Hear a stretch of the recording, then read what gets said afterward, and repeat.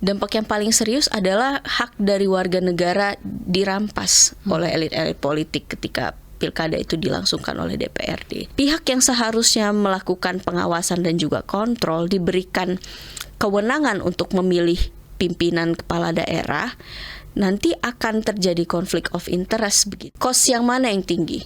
Kita tidak pernah membicarakan itu secara transparan ataupun terbuka. Sebagai konstituen, mendesak partai politik untuk tidak mengesahkan perubahan undang-undang pilkada atau undang-undang pemilu ini.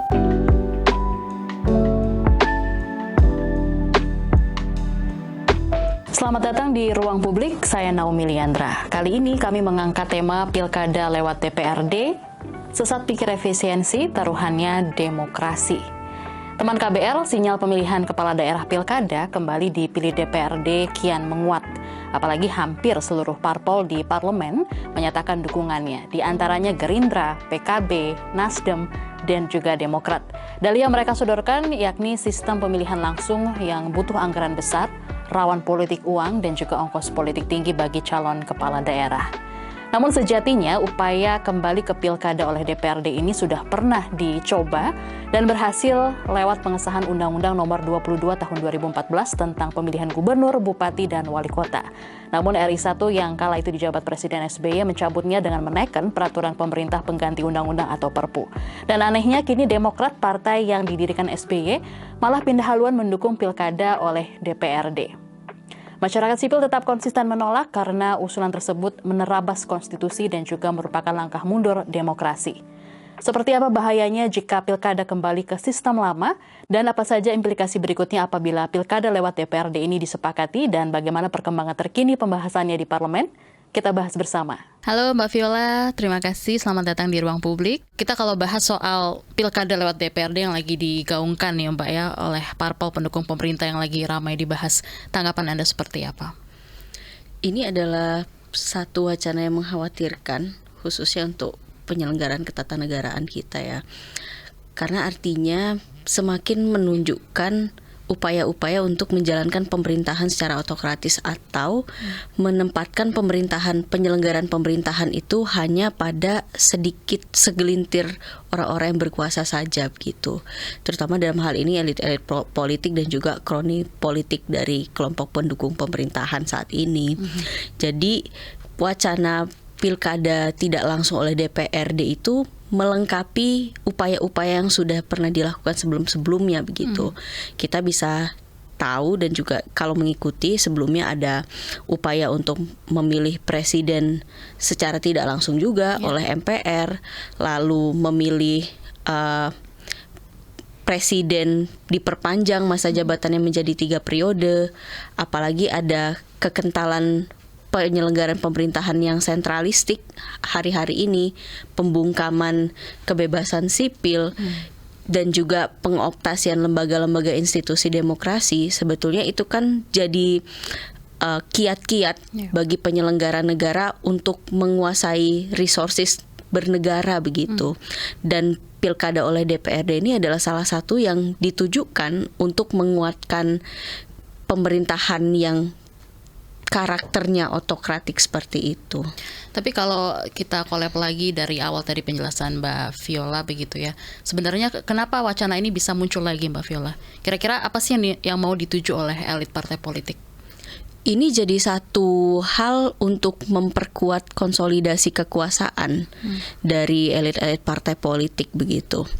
Dan sebetulnya keluhan-keluhan yang disampaikan oleh elit-elit politik itu kan kita dengar berulang ya Mbak. Misalnya Presiden Prabowo di dalam banyak pidatonya itu menyebutkan bahwa pemilu itu costly, termasuk juga pilkada begitu.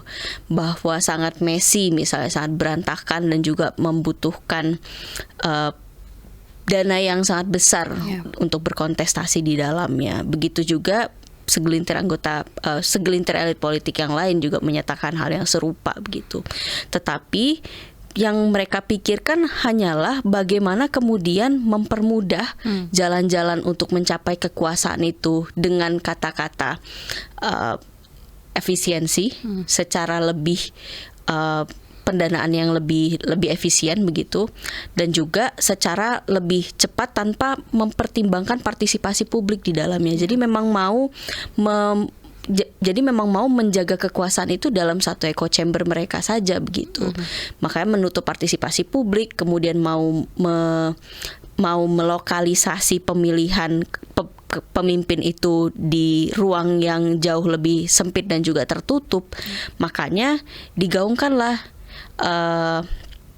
wacana-wacana seperti ini, karena memang tujuannya adalah memperkuat konsolidasi kekuasaan mereka, elit politik dan juga kroni-kroninya, kemudian menjaga supaya tidak mudah untuk diintervensi oleh kekuatan publik begitu, yang mana sebetulnya memberikan mandat kepada mereka untuk menjalankan fungsi-fungsi penyelenggaraan negara untuk public interest atau kepentingan publik. Oke, berikutnya aturan apa yang paling berpotensi dilanggar gitu ya Mbak Viola ya, kalau via DPRD? Kalau misalnya via DPRD, yang paling banyak dilanggar itu adalah asas-asas kepemiluan tentang pemilu yang luber-jurdil begitu. Di dalam pasal 22 ayat 1 Undang-Undang Dasar 1945 kan disebutkan bahwa penyelenggaraan pemilu itu dilakukan secara langsung, umum, jujur, bersih, langsung dan juga adil begitu. Dan di dalam banyak putusan Mahkamah Konstitusi sudah mempersamakan bahwa pilkada itu karena dia diselenggarakan secara langsung, maka dia juga mengemban asas dan prinsip yang sama dengan pemilu. Itu satu yang potensial dilanggar. Kemudian yang kedua adalah hak-hak konstitusional warga negara atau konstituen dalam berpartisipasi politik, untuk berpolitik begitu. Hak kita untuk memilih itu diambil, hak kita bahkan untuk mengawasi dan mengontrol jalannya pemerintahan itu di dalam pasal 28D ayat 1 misalnya tentang kepastian hukum yang adil, ataupun 28D ayat 2 soal persamaan di muka pemerintahan begitu. Itu juga potensial diambil begitu dari pemilihan kepala daerah oleh DPRD ini. Apalagi yang didiskusikan oleh elit politik itu banyaknya sebatas bicara tentang pendanaan saja.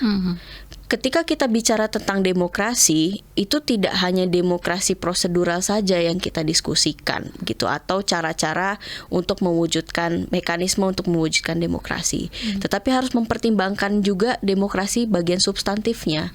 Bagaimana kemudian menghasilkan satu penyelenggaraan demokrasi yang bisa ditujukan untuk kepentingan publik secara luas. Itu yang tidak didiskusikan. Jadi banyak sekali mengooptasi hak-hak konstitusional warga negara, dan yang paling fundamental lagi adalah tentang pasal 1 ayat 2 Undang-Undang Dasar 1945 soal kedaulatan rakyat yang dilaksanakan menurut undang-undang, dan citra Indonesia sebagai negara hukum pasal 1 ayat 3 Undang-Undang Dasar. Itu adalah sendi-sendi fundamental dalam penyelenggaraan negara yang mau dieliminasi ketika pilkada itu diselenggarakan secara tidak langsung oleh DPRD. Oke Mbak Vio, kalau kita bicara soal dampak nih, dampak yang paling serius ketika pilkada via DPRD ini jadi gitu, gimana? Dampak yang paling serius adalah hak dari warga negara dirampas oleh elit-elit politik ketika pilkada itu dilangsungkan oleh DPRD. Kemudian masyarakat, publik itu tidak punya ruang untuk berpartisipasi dan juga menarik akuntabilitas atau memintakan akuntabilitas pertanggungjawaban dari kepala daerah. Karena selama ini kan ada jalur pertanggungjawaban yang langsung antara masyarakat konstituen dengan kepala daerah, gubernur, bupati, dan wali kota karena dipilih secara langsung begitu. Nah, jadinya masyarakat kemudian ditutup ruangnya untuk bisa berdialog, untuk bisa berkomunikasi dan juga menarik tanggung jawab itu dari menarik tanggung jawab dari penyelenggara eksekutif di daerah begitu. Kemudian yang kedua, dampaknya adalah yang dikhawatirkan checks and balances di level lokal itu tidak berjalan. Jadi pada prinsipnya di Undang-Undang Pemerintahan Daerah maupun di Undang-Undang Dasar 1945 tentang pemerintahan daerah.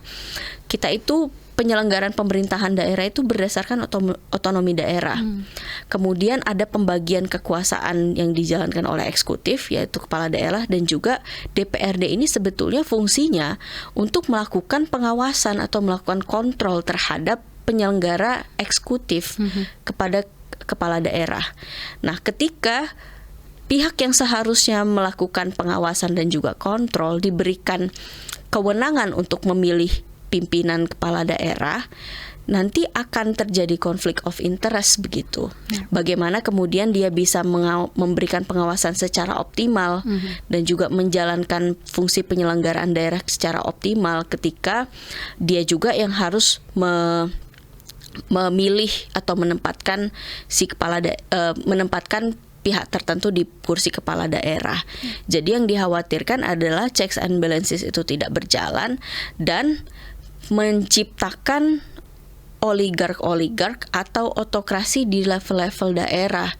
Karena sekali lagi sumber daya pemerintahannya, penyelenggaraan negara itu sudah kemudian berpotensi untuk dikooptasi dan juga dikuasai oleh pihak-pihak yang duduk di DPRD dan juga di kepala daerah yang jika nanti dipilih oleh secara tidak langsung oleh DPRD seperti itu.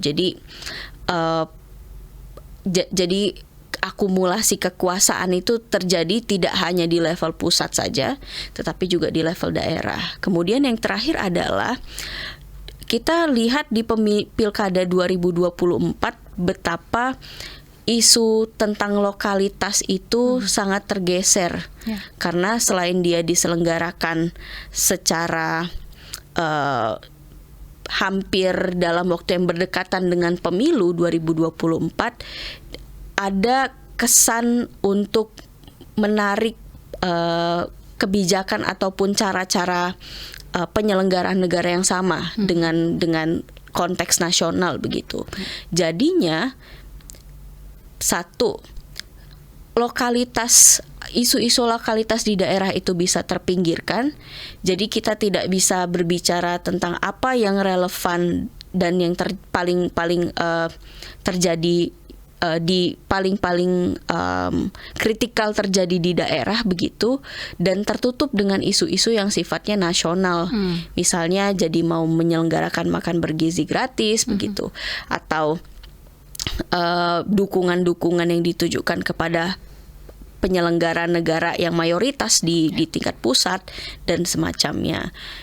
Ataupun seperti ini, kita jadi membuat, karena sekarang konteks penyelenggaraan negara itu karakternya sentralistik, maka urusan-urusan di daerah, urusan-urusan kepemimpinan daerah tidak menutup kemungkinan seluruhnya ditentukan lagi oleh Jakarta. Kan itu bukan yang kita inginkan, bukan yang masyarakat di level lokal inginkan. Apalagi di dalam beberapa survei di media juga selalu menyatakan bahwa masyarakat itu selalu menyatakan bahwa preferensinya adalah mendukung pilkada secara langsung oleh masyarakat. Terakhir saya lihat sampai 70% lebih begitu yang mendukungnya. Jadi ada isu-isu tersebut yang perlu dipertimbangkan. Cukup memprihatinkan ya jika tadi mendengar tadi beberapa dampak serius yang akan terjadi jika pilkada via DPRD gitu ya. Iya. Tapi Mbak, kalau berbicara soal efisiensi dari sisi anggaran, dari Sekjen Partai Gerindra Sugiono kan bilang katanya kepala daerah yang dipilih oleh DPRD itu lebih efisien begitu. Gimana Mbak, Anda menilai argumen ini? Tentu kalau misalnya pemilihan itu dilakukan secara terbatas oleh elit-elit politik yang terbatas juga jumlahnya, semuanya akan bukan efisien ya, saya sampaikan, tapi berbiaya rendah. Karena memang hanya segelintir pihak saja yang berpartisipasi di dalam pemilihan pemimpin itu begitu melalui penunjukan. Nah, tetapi celakanya penyelenggaraan demokrasi itu bukan hanya terkait dengan biaya rendahnya saja. Kita juga harus mempertimbangkan aspek substantifnya begitu, terutama bagaimana kemudian kedaulatan rakyat itu bisa tetap diimplementasikan dengan segi-segi atau rambu-rambu yang tetap mempertimbangkan efisiensi dan juga efektivitas penyelenggaraan pemerintahan begitu. Nah, pertanyaannya selanjutnya adalah sebenarnya mau kami balikkan kepada elit politik, kos yang mana yang tinggi? Kita tidak pernah membicarakan itu secara transparan ataupun terbuka antara elit politik dengan masyarakat, partai politik dengan masyarakat. Apakah bagian penyelenggaraan atau tata kelola kepemiluannya, tata kelola pilkada, atau kos-kos politik, biaya-biaya siluman di luar itu begitu? Dalam banyak informasi yang kami temukan ketika berbicara dengan elit politik ataupun kepala daerah begitu, ya yang menjadi tanggungan yang lebih besar itu adalah kos-kos politik ini. Tidak dipungkiri ada yang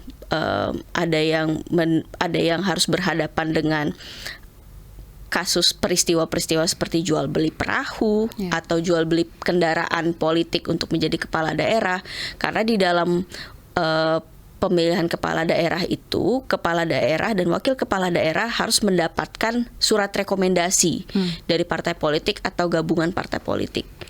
Ada hidden cost, quote and quote, yang potensial dihadapi di konteks-konteks ini. Kemudian yang kedua adalah money politics, yang mana dijaga juga sebetulnya oleh partai politik.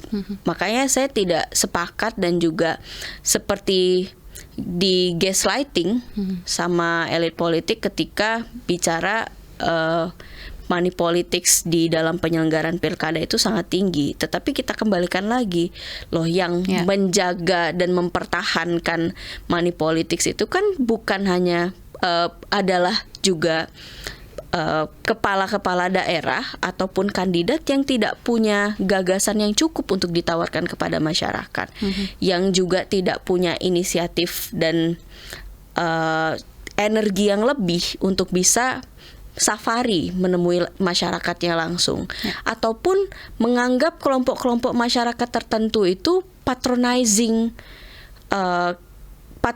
di dalam penyelenggaraan pemilu dan pilkada begitu. Jadinya hanya harus quote and quote sowan ke kelompok-kelompok tertentu saja begitu.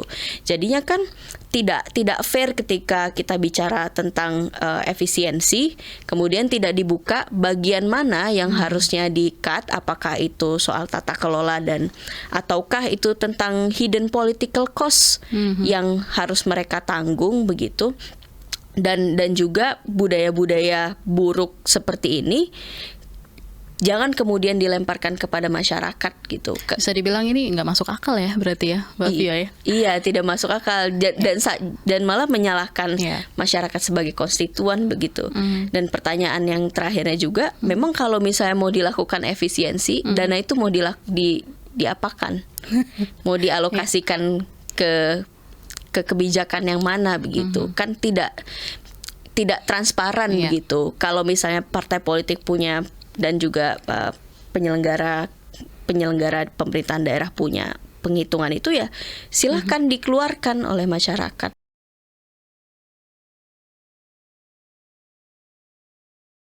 Untuk wacana pilkada via DPRD ini kan menguat di kalangan partai pendukung pemerintah gitu ya. Apakah usulan ini sudah diperkuat Pak dengan beragam kajian komprehensif dari parpol? Catatannya seperti apa? Silakan. Iya, makasih Mbak Naomi ya. Yang pertama, kalau untuk pembahasan secara ofisial, tentunya kan kita menunggu proses di Komisi 2 ya, yang secara kelembagaan memang diberikan wewenang oleh pimpinan untuk melakukan pembahasan awal terkait dengan revisi Undang-Undang Pemilu dan Undang-Undang Pilkada. Tapi masing-masing partai sudah memiliki telaah ya, memilai bahan evaluasi. Kami di PKB tentunya sampai kepada kesimpulan bahwa PKB bersikap dan mengusulkan pilkada melalui representatif demokrasi atau perwakilan ini tidak ujuk-ujuk.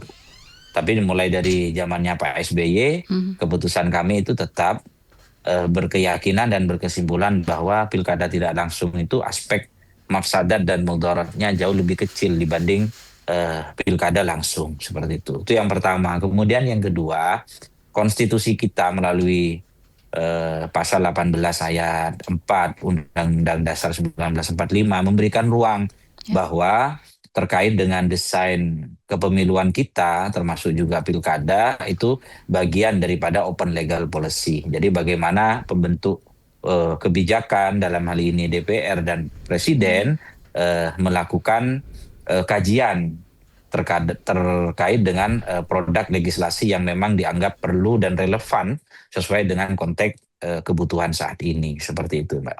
Oke, baik. Nah, tapi ada lembaga survei seperti LSI, Deni JA hingga Puspol Indonesia ini sudah merilis tingkat penolakan publik nih Pak soal wacana tersebut yang mencapai 66-80%.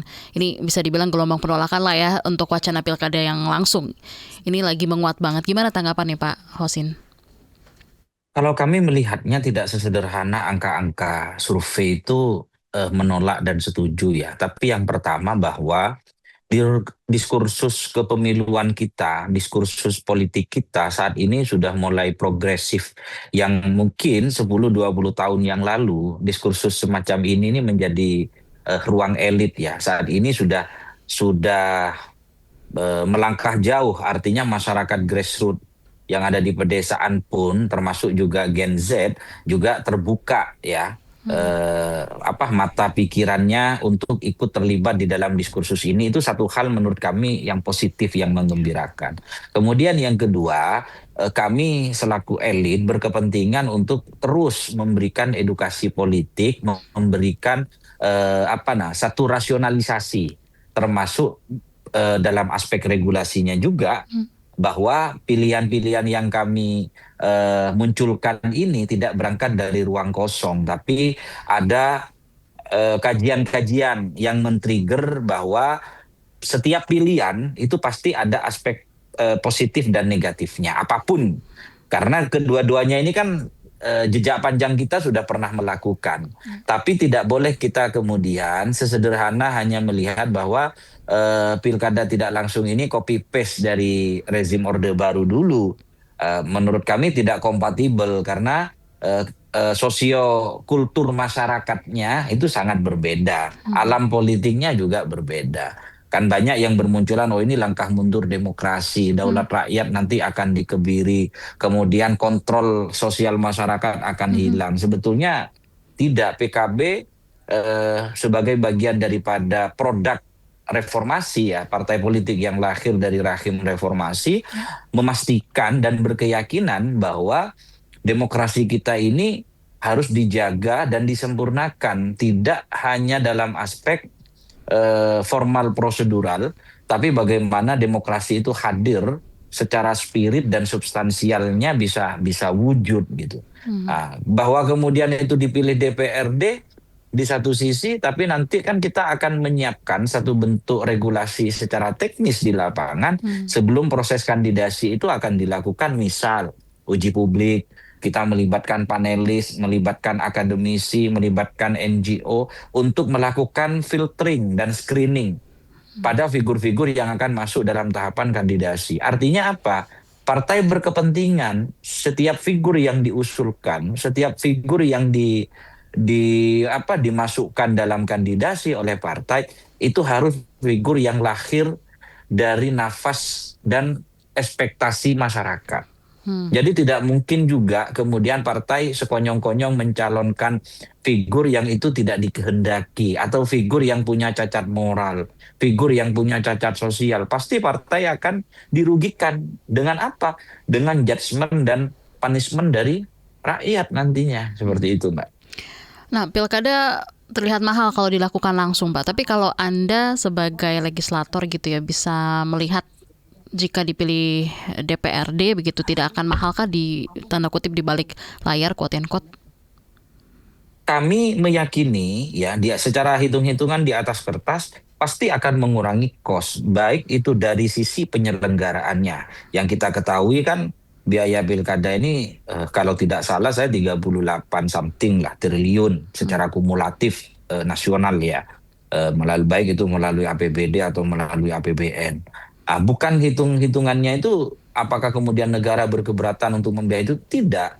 Karena bagaimanapun kos yang besar itu adalah konsekuensi logis daripada sistem demokrasi presidensil yang kita sepakati. Tapi sekali lagi, kalau ini pilkada melalui perwakilan, dalam aspek penyelenggaraannya pasti akan berkurang drastis. Satu. Yang kedua, dalam aspek si kandidatnya, figurnya, maupun partai politiknya, pasti. Jadi, food buying dan money politik ini kan satu hal yang sebetulnya secara telanjang terjadi. Tidak hanya masif loh, tapi permisif. Masif dalam artian ini hampir menjamur di semua daerah dan di semua tingkatan, baik itu pilkada tingkat 1 provinsi maupun pilkada tingkat 2 DPRD kota kabupaten. Tapi juga permisif. Artinya permisif apa? Yang seharusnya kita pahami bahwa food buying dan money politik ini merupakan virus di dalam iklim demokrasi, tapi sudah menjadi kelumrahan. Jadi ada semacam kesadaran normalisasi sesuatu yang tidak normal. Nah, ini kan bahaya. Apa salah satu konsekuensinya? Ketika demokrasi itu tercemar dengan yang namanya food buying dan money politik, maka medan tempur dalam setiap kontestasi itu menjadi bergelombang. Figur-figur yang punya kapasitas, yang mempunyai integritas, itu dengan sangat mudah akan dikalahkan oleh figur yang notabene hanya mengandalkan isi tas dan popularitas. Nah, itu kan menjadi hilang ruh demokrasi yang sesungguhnya. By definition kita pahami bahwa demokrasi itu dari, oleh, dan untuk rakyat. Lah kalau kemudian nanti medan tempurnya bergelombang, akhirnya bergeser. Bukan dari, oleh, dan untuk, mungkin darinya rakyat, tapi oleh untuknya kan bisa jadi oligarki atau mereka yang memiliki modal saja. Tapi mereka yang tidak memiliki modal akan menjadi tidak relevan seperti itu.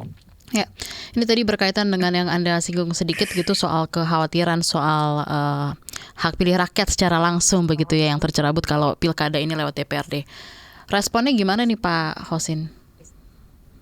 Kami memahami dan menyadari bahwa salah satu bentuk reaksi publik saat ini memang beragam, walaupun kalau lihat angka statistik sementara memang mayoritas ada kurang lebih 66% itu menolak. Tapi itu menjadi PR bagi kami untuk terus hadir ke ruang-ruang diskusi seperti contoh yang saat ini yang diadakan oleh KBR ini adalah bagian dari upaya kami, ikhtiar kami untuk memberikan edukasi politik kepada masyarakat bahwa partai ini bagian daripada rakyat. Partai berkepentingan untuk menjaga semangat dan ruh demokrasi. Jadi tidak boleh kemudian kita ini mempertentangkan seakan-akan jika ini nanti dipilih oleh DPRD, ini tidak sesuai dengan ekspektasi rakyat. Ya perlu diingat, DPRD itu juga kan dipilih oleh rakyat.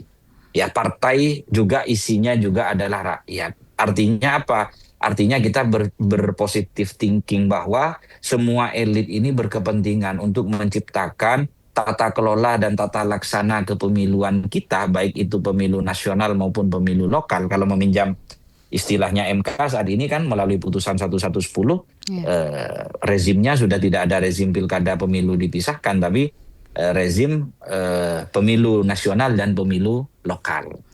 Pemilu nasional untuk presiden, DPR, kemudian DPD, pemilu lokal itu untuk kepala daerah dan DPRD. Ya, lalu berikutnya nih Pak Hosin, menurut Anda apakah wacana ini layak untuk diteruskan dalam proses berjalannya revisi Undang-Undang Pemilu? Selain juga pembahasan putusan MK gitu ya soal pemisahan pemilu nasional dan juga pilkada. Iya, pembahasan pemilu ini kan masuk bagian daripada prolegnas ya, paket undang-undang politik yang di dalamnya ada undang-undang pemilu, ada undang-undang pilkada, ya termasuk juga mungkin kalau dianggap perlu nanti undang-undang Pemda, partai politik dan beberapa yang lain. Sesuai dengan RPJMN kita, nanti pendekatannya adalah kodifikasi. Karena ini satu isu yang melibatkan beberapa produk undang-undang seperti itu. Secara konstitusional ya tetap dilanjut karena ini adalah bagian dari legislative review dalam setiap pelaksanaan pemilu dan pilkada. Kemudian yang kedua, ini merespon apa yang menjadi putusan MK. Mulai dari putusan 55 2019, putusan 85 2022, putusan 135/2024 dan yang terbaru itu putusan 104 dan 1110/2025. Artinya putusan-putusan MK itu berkonsekuensi logis kepada pembentuk undang-undang untuk melakukan constitutional engineering atau rekayasa konstitusi untuk menyelaraskan apa yang diputuskan oleh MK dengan nomenklatur regulasi yang ada saat ini seperti itu.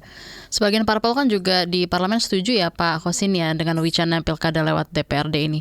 Mungkin update-nya atau bisa dikasih informasi ke teman KBR sampai mana pembahasan usulan ini Pak sejauh ini? Secara ofisial di Komisi 2 ini baru besok mulai masa sidang 13 Januari ya 13 Januari besok mulai masa sidang.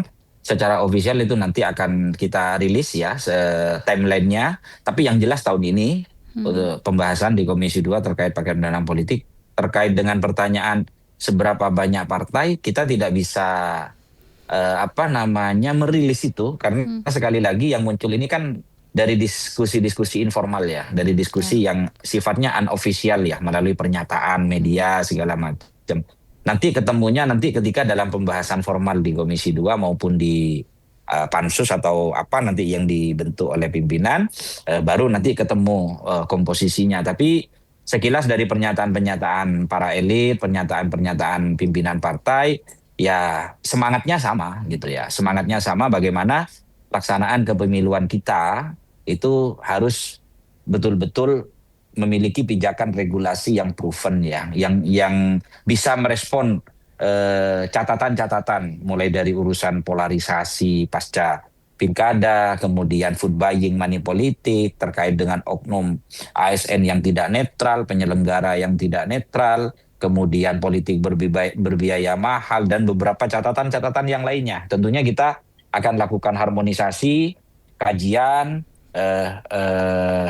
sesuai dengan prinsip meaningful participation. Kita juga akan melibatkan partisipasi publik di dalam penyusunan undang-undang ini atau perumusan undang-undang ini seperti itu. Baik, terakhir Pak Khosin, statement penutup Anda mengenai pilkada melalui DPRD ini, silakan.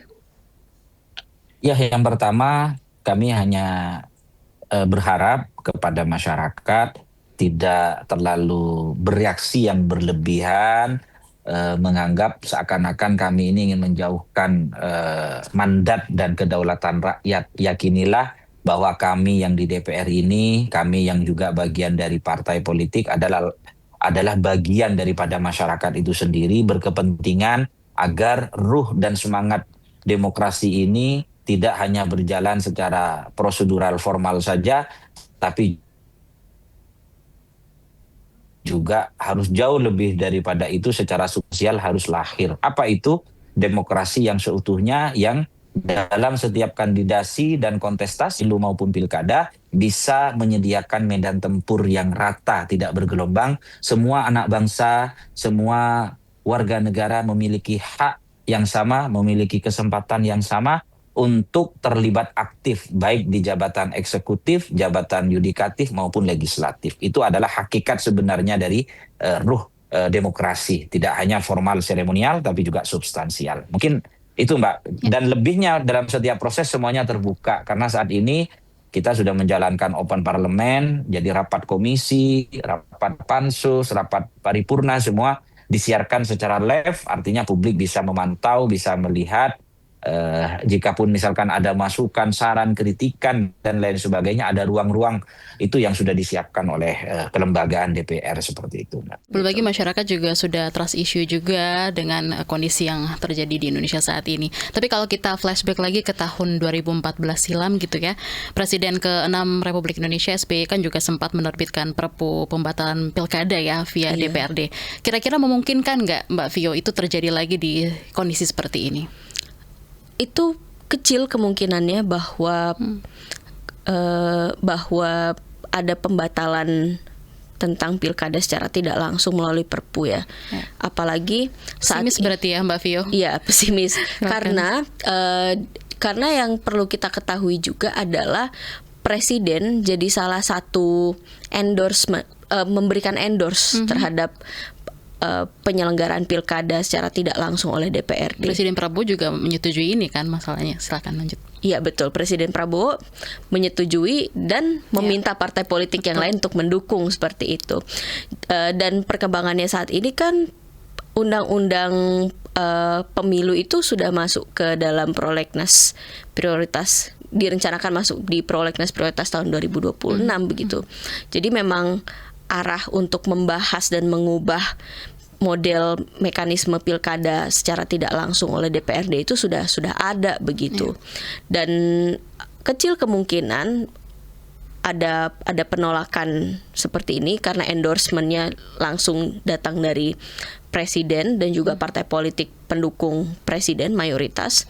Apalagi saat ini kalau bicara tentang Partai Demokrat seperti ada pergeseran sikap begitu. Dulu Presiden SBY menolak pilkada tidak langsung dengan mengeluarkan Perpu. Sekarang Demokrat sebetulnya sikapnya cukup abu-abu karena tidak secara terang bilang mendukung atau bagaimana, tapi mendukung pilkada langsung atau tidak, tetapi mendukung sikap pemerintah dan juga partai politik mayoritas seperti itu. Ya. Oke, tapi kalau kita lihat di tengah wacana seperti ini gitu ya, kira-kira masih bisa dibilang ini kan juga banyak PR yang harus dikerjakan. Salah satunya yaitu menjalankan mandat putusan MK juga soal pemisahan pemilu nasional dan juga pilkada. Catatan dari PSHK sendiri seperti apa Mbak Vio? Kalau dari kami, sebetulnya putusan Mahkamah Konstitusi itu jadi satu ruang evaluasi secara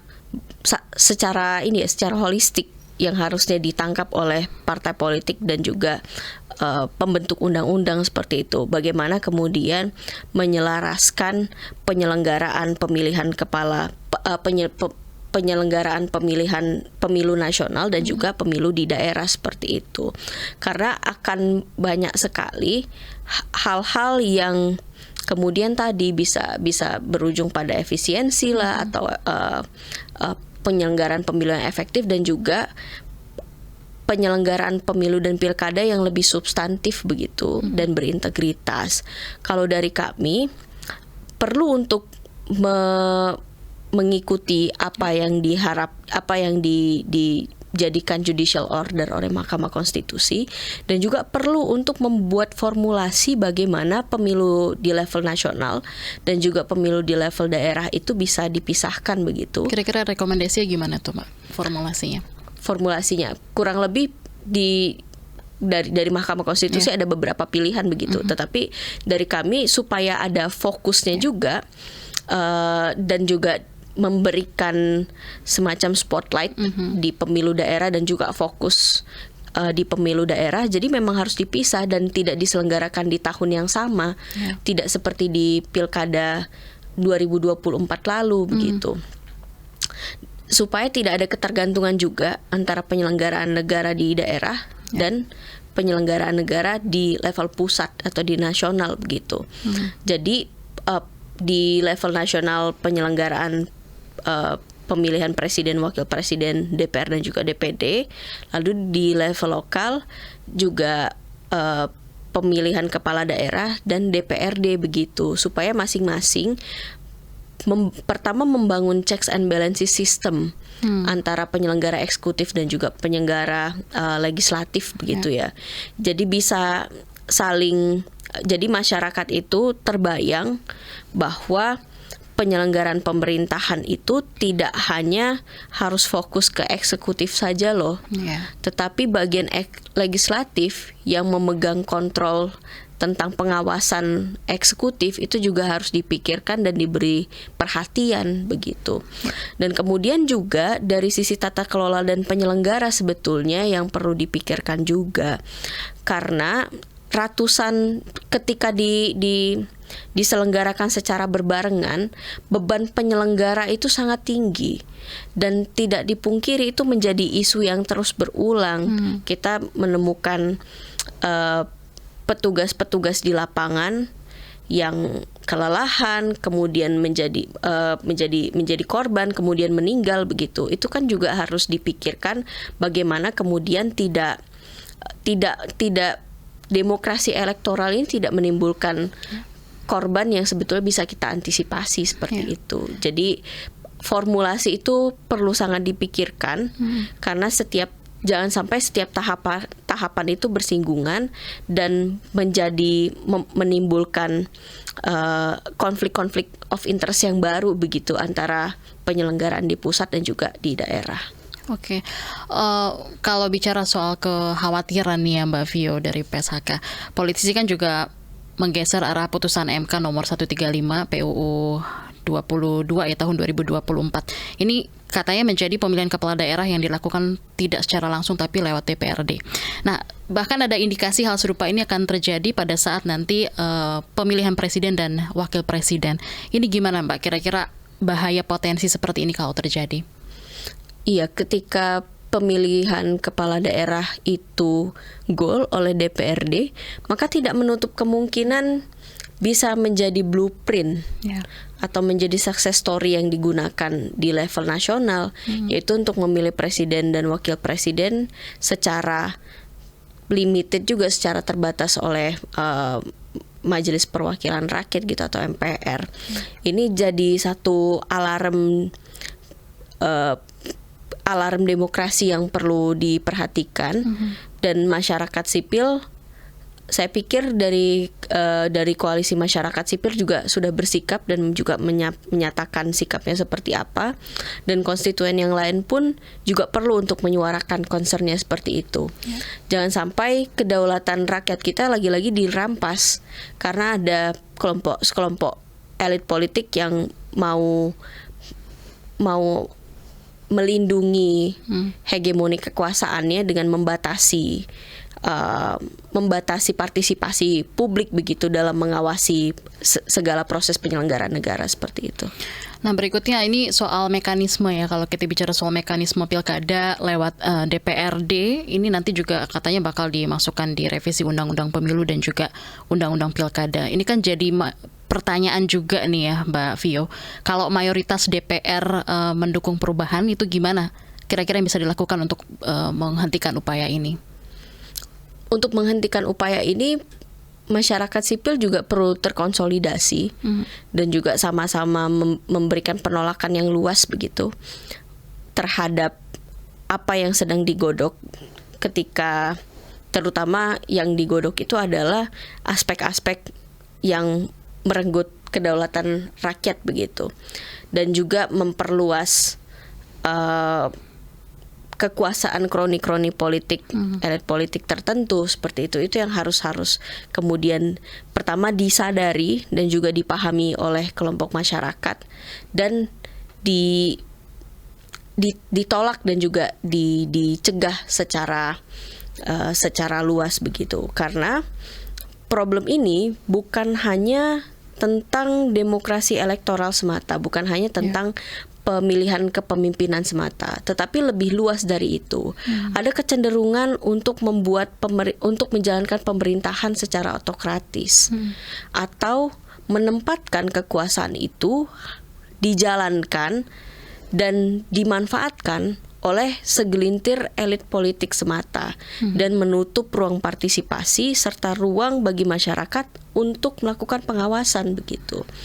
Dan selain masyarakat, kami juga mendesak partai politik untuk berpikir ulang tentang wacana pemilihan kepala daerah oleh DPRD ini. Memang ada partai politik mayoritas yang diuntungkan begitu. Karena di 15 daerah provinsi setidaknya partai politik ini memperoleh kursi paling banyak begitu, menguasai DPRD di level provinsi dan juga kabupaten kota.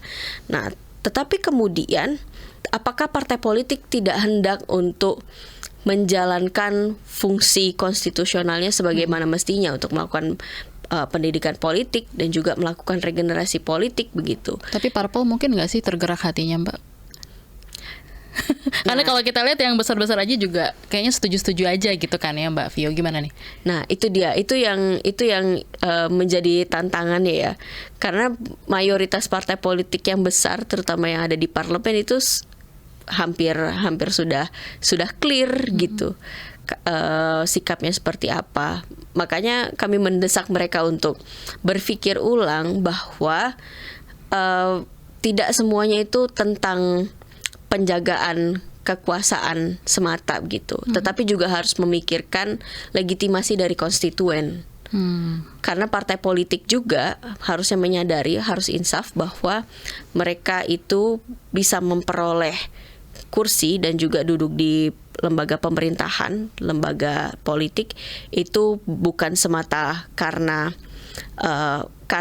partai politiknya saja per se, tapi juga ada dukungan dari masyarakat di dalamnya yang loyal terhadap partai politik dan juga menitipkan aspirasi dan kepercayaan begitu kepada partai politik. Tapi kita sebagai masyarakat sipil juga gitu ya, pengen tahu sebenarnya gimana celahnya supaya ini nggak gol di DPR. Mungkin Mbak Vio punya triknya gitu dari PSHK, maybe? Kalau dari kami, mungkin salah satu yang bisa dipegang adalah membuat kajian yang clear soal political cost. Jadi dalam banyak kesempatan banyak elit politik itu kan menyampaikan cost untuk menjadi kepala daerah atau berkontestasi dalam pemilu itu tinggi gitu. Jadi kita desak bagaimana penghitungannya begitu. Kita lihat apakah yang tinggi itu penyelenggaraan politik, konteks cost penyelenggaraannya, atau political cost yang ada hidden agendanya begitu. Itu yang harus dibuka, dan itu juga yang sedang kami persiapkan begitu, terkait dengan penghitungan yang memang sudah terjadi di beberapa penyelenggaran pilkada sebelum-sebelumnya begitu. Jadi ya kita fair-fairan saja, mari kita saling membuka penghitungan itu begitu. Itu ada kemungkinan nggak akan terjadi seperti itu, Mbak Vio? Saat ini sedang dikerjakan oleh teman-teman koalisi. Jadi bisa kita diskusikan tentang apa yang kemudian bisa dilakukan untuk mengekat atau mengurangi kos-kos itu. Oke, berikutnya masukan kemudian juga rekomendasi ya dari PSHK sendiri untuk bisa dibilang meningkatkan kualitas pelaksanaan pilkada langsung ini seperti apa, Mbak? Oke, pertama adalah pilkada tetap langsung, tidak dipilih oleh DPRD, dan juga memberikan kedaulatan kepada rakyat untuk memilih kepala daerah secara langsung begitu. Kemudian yang kedua, banyak sekali kalau misalnya yang dikhawatirkan adalah kos dari penyelenggaraan pemilu atau pilkada yang tinggi, sebetulnya banyak titik-titik evaluasi yang bisa kita lakukan begitu. Ataupun ada kekhawatiran tentang money politics, itu juga sebenarnya ada titik-titik lain yang perlu menjadi concern, tetapi tidak pernah menjadi perhatian besar dari partai politik. Misalnya efektivitas penegakan hukum begitu. Selama ini penegakan hukum yang dilakukan oleh Bawaslu dan juga Gakumdu tidak pernah sampai merujuk kepada aktor intelektual mana yang menjadi pelaku money politics begitu.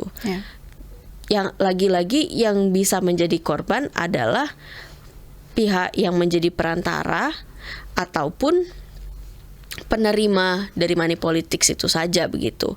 Tidak pernah kemudian ada keberanian ataupun ada political will untuk melakukan investigasi secara jauh mendalam untuk melihat siapa aktor intelektualnya.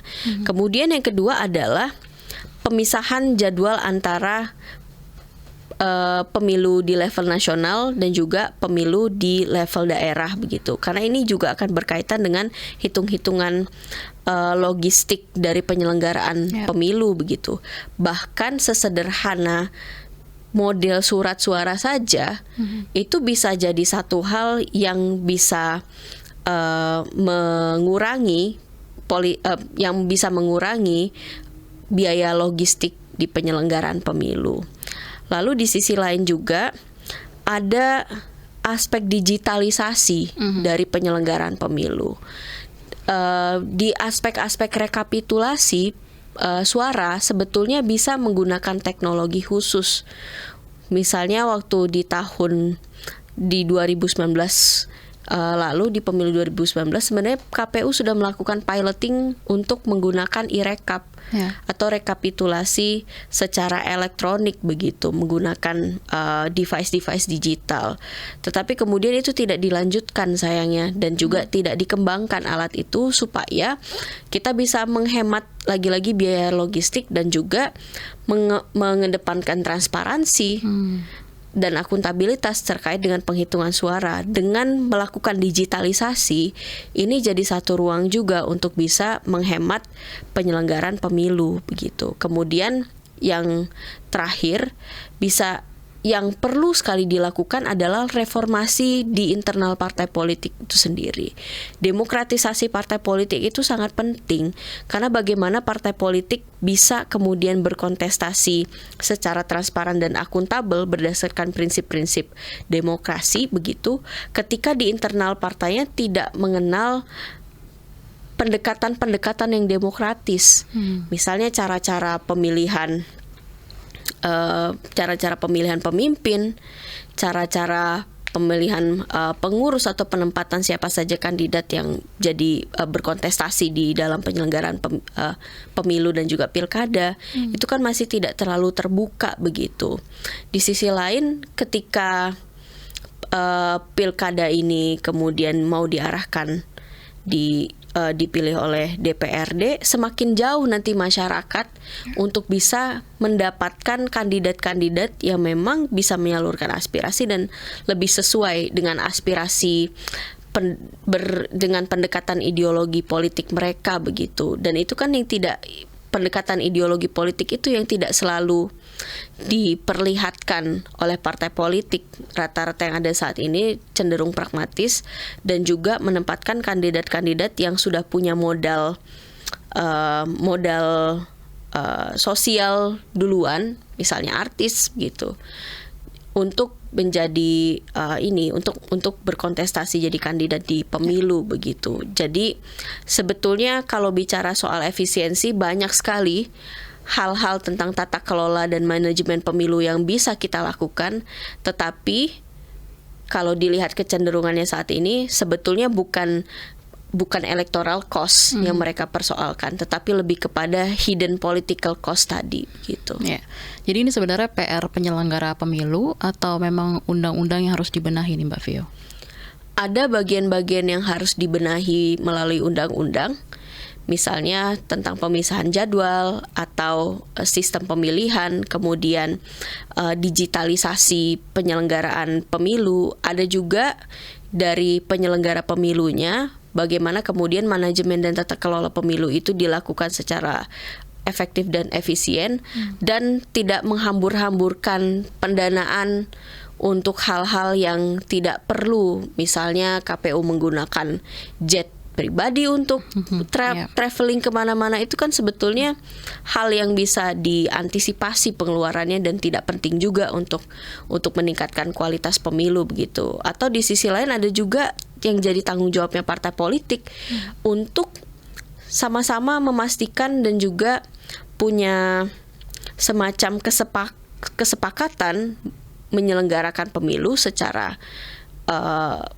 berintegritas dan sama-sama saling menghindari misalnya konteks-konteks penyelenggaraan money politics begitu. Jangan-jangan ketika berkontestasi partai politik itu bukan hanya berusaha untuk menarik hati masyarakat begitu, dan juga berusaha untuk meyakinkan bahwa mereka yang bisa membawa aspirasi masyarakat, tetapi juga ada konteks kompetisi modal. Itulah yang kemudian membuat penyelenggaraan pilkada ataupun pemilu bisa tinggi begitu. Oke, sebagai warga yang punya hak pilih gitu ya, jadi apa nih kira-kira Mbak Vio yang bisa kita lakukan untuk menyikapi usulan pilkada yang tidak langsung ini?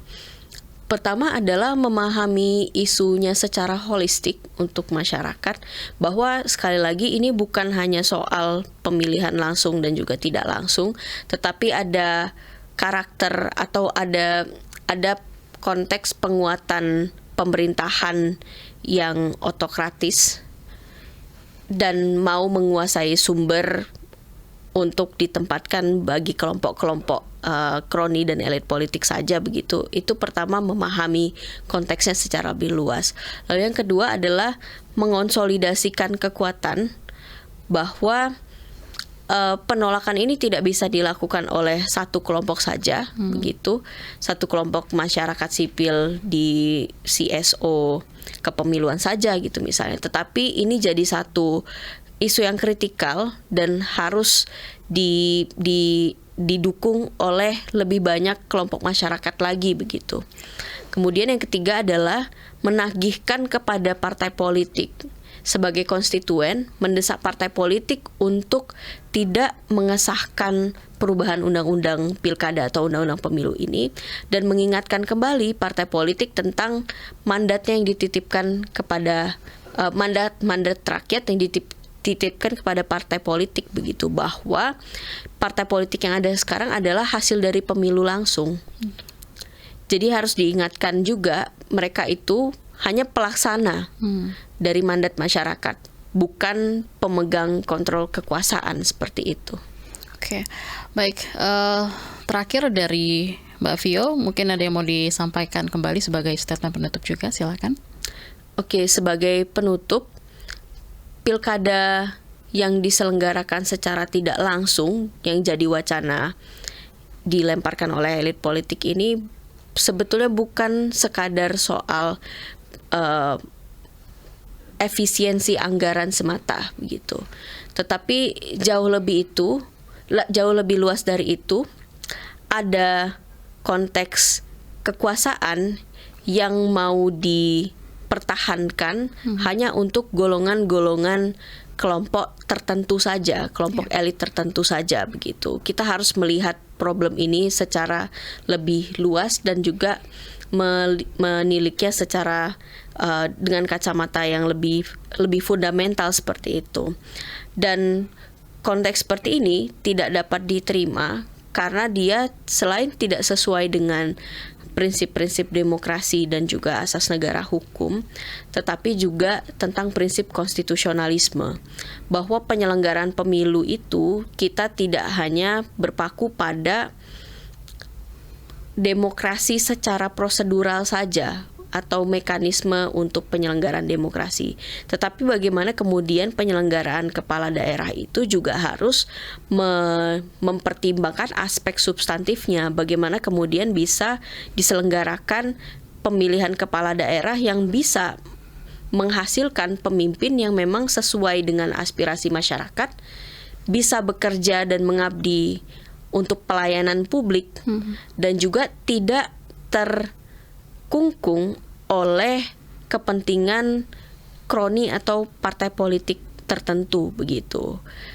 Untuk menguatkan juga prinsip konstitusionalisme bahwa penting untuk membatasi adanya kekuasaan, karena kalau misalnya dipilih secara tidak langsung oleh DPRD, maka pembatasan kekuasaan itu tidak akan terjadi.